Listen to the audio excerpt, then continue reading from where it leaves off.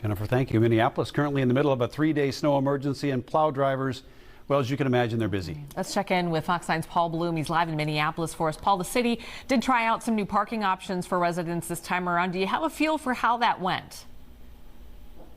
Still trying to figure it all out, but the feedback overwhelmingly positive, right? The free and reduced parking in parking ramps. It allowed motorists, residents to move cars in advance of this snowstorm into ramps, free parking, reduced parking, and get their cars off the streets. We found what I think is a pretty good example. We're probably on a little wider roadway here in South Minneapolis on First Avenue, but this is it, right? Plowed earlier today.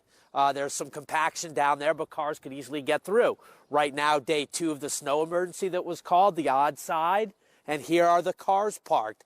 And as we head into the 3rd day of the snow emergency, cars will be allowed to move over there. Some of them have already started behind me onto the even side. So this is a major effort to get the streets cleared. Of course, Minneapolis wants to go curb to curb. What's interesting, what we have to think about as we move forward here is that snow emergency was declared at 9 o'clock last night. Well, what was happening at 9 o'clock last night?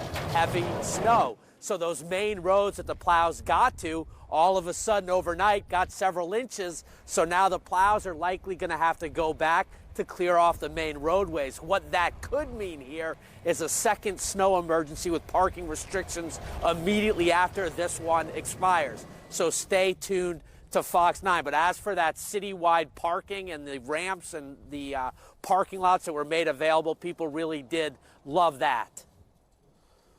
Things are looking good on the streets. Obviously, this was a significant snowfall.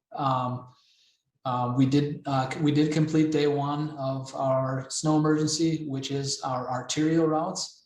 A little bit out of the ordinary is we did have, about 5 inches of snowfall behind us on those arterial routes. And so, yeah, we will need to go back and hit those roadways again. It's more than I expected because I thought we were going to get,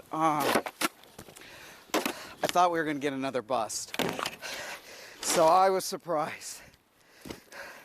But I'm thankful we didn't get the wind.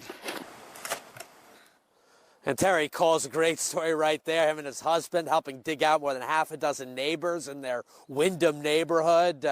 One takes the shovel, the other a snowblower. They agree about 2 hours, and then they switch up. Really cool to meet him.